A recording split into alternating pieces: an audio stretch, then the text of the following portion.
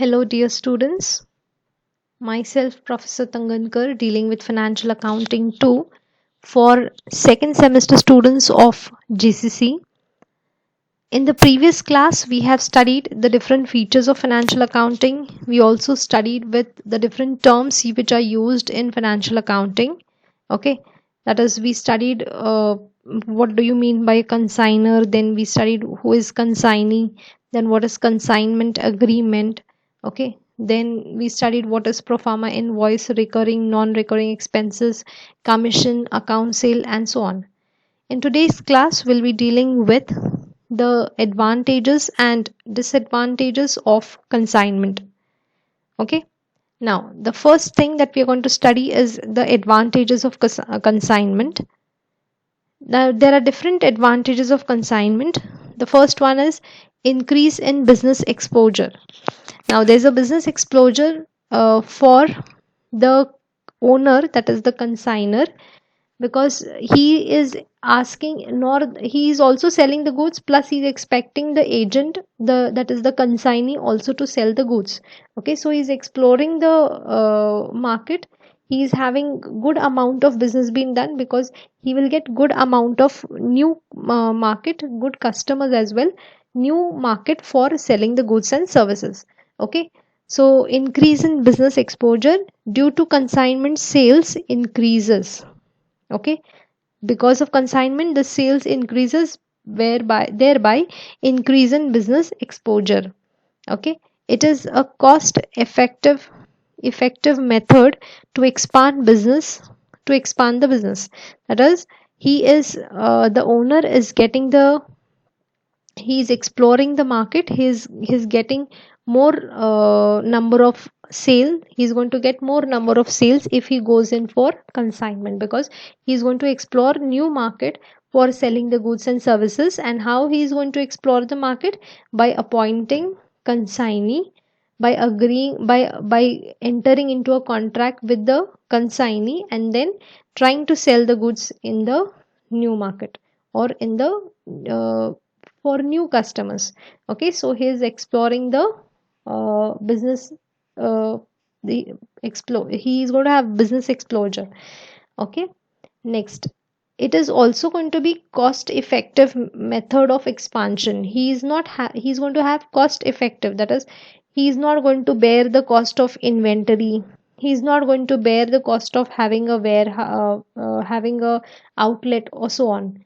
Okay, these expenses are being borne by the consignee.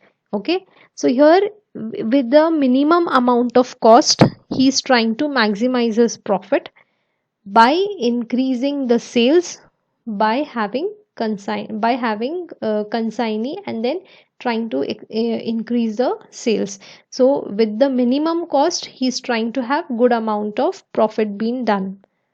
Next, lower inventory cost. Inventory is nothing but stock. So he's going to have low cost of low inventory cost, because he's not going to hold all the goods. Okay, less inventory cost to the consigner, because he's not going to have the entire goods being hold. It is, he's giving the authority to sell the goods to the consignee. He's giving the right of the goods to sell to the customers through consignee. So he is going to have minimum amount of goods with him in terms of stock. Okay, so the expenses which are incurred in holding the stock are going to be reduced by the consigner. Okay, because he's going to have less amount of stock with him, he's going to have less inventory holding cost with him. Next is incentives to consignee. When the consignee sells the goods on behalf of the consigner, the for that he is going to receive some amount of commission and other incentives. Okay, so that is how the consignee is going to be into profit. The consignee is going to get some amount of commission, or he is going to get some amount of uh, uh, benefit for selling the goods which are sent by the consigner. Okay, so he's going to get some amount of commission for selling the goods. Okay, next is business growth. There's a business growth for both the consigner as well as the consignee. Okay, consignment benefits both, that is the consigner as well as the consignee. Consigner for getting low inventory bearing cost, and consignee without investment he's getting commission being earned. Okay, so consignee without investment earns the commission by selling on behalf of the consigner. So both the consigner as well as the consignee are into benefit. Consigner, he is going to have less cost of holding the inventory, low inventory bearing cost. Okay, less amount of uh, expenses are being incurred for holding the stock, whereas consignee is going to be into benefit by earning commission for selling the goods and services which are being which are actually being owned by the consigner. Okay, so he's not consignee is not making some special investment for selling the goods. He is just selling the goods which are being owned by the consigner, and that's how the expenses on the capital investment of consignee is nil here. Okay, so the capital investment is of consigner, and the consignee is just trying to sell the goods which are being owned by the consignee, sorry, by the consigner. Okay, so these are the advantages of consignment.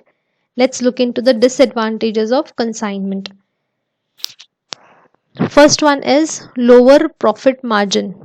Due to consignment, the consigner has to pay commission to the consignee, whereby resulting in a lower profit margin in the hands of the consigner. See, now when the consigner is giving the right to the consignee to sell the goods, obviously his profit margin is going to reduce. Why? Because he is going to give some amount of profit as commission to the consignee. All right, whatever commission he is paying to the consignee is out of the profit what he has made by selling the goods. Okay, so this is how the profit margin which remains with the consigner is going to be less. Why? Because he's dividing his profit, he's including the consignee for commission in profit. Okay, so the profit margin is of the consigner is going to reduce. Why? Because he also has to pay commission to the consignee. Next, negligence by the consignee. Negligence, if the consignee's negligence may create the problem to the consigner.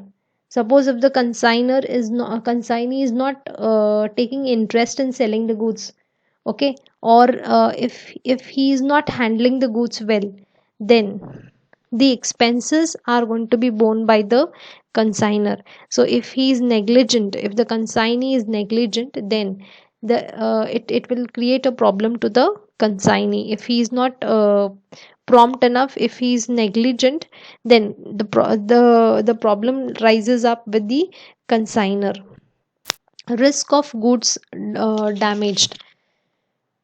Now, if there is any damage, there's a higher risk of goods damaged by the consignee at the consignee's place or during transport, especially perishable goods.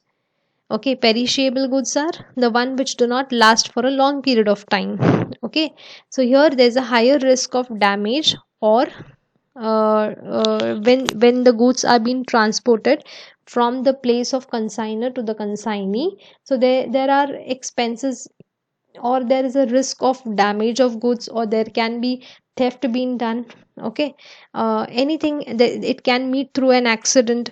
Okay, so there's a risk of damage of goods. So this is especially when it comes to perishable goods. Okay, so this is the risk which is being borne by the consigner and not the consignee. Okay, so it's highly risky for the consigner when the goods are being transferred from the place of consigner till it reaches the place of consignee. Okay, next, higher charges. Sometimes there are high maintenance charges of goods to be borne by the consignee and high shipping or conveniences charges to be borne by the consigner. This is the place of the consignee and the consigner is far away from each other. This happens when the basically the charges which are being borne for maintenance of the goods, okay, or for shipping of the goods, okay, these are basically borne by the consigner, okay, because consignee is just trying to sell the goods which are being borne by the which are owned by the consigner. So the shipping cost or any maintenance cost of the goods are being borne by the consigner.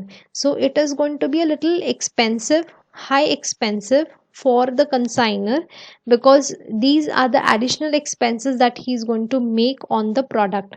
Okay, so this expenses are additional to the product when he is going to sell the that is this is going to be added to the cost of the product. Okay, these expenses, that is shipping expenses, or let's say the expenses which are being incurred in while transiting the goods. Okay, so all those expenses are going to be borne by the consigner, and that's how it is going to be a little uh, extra charged or high charge for the consigner. Okay, that's it in this class. The remaining aspects will deal in the next class. Thank you.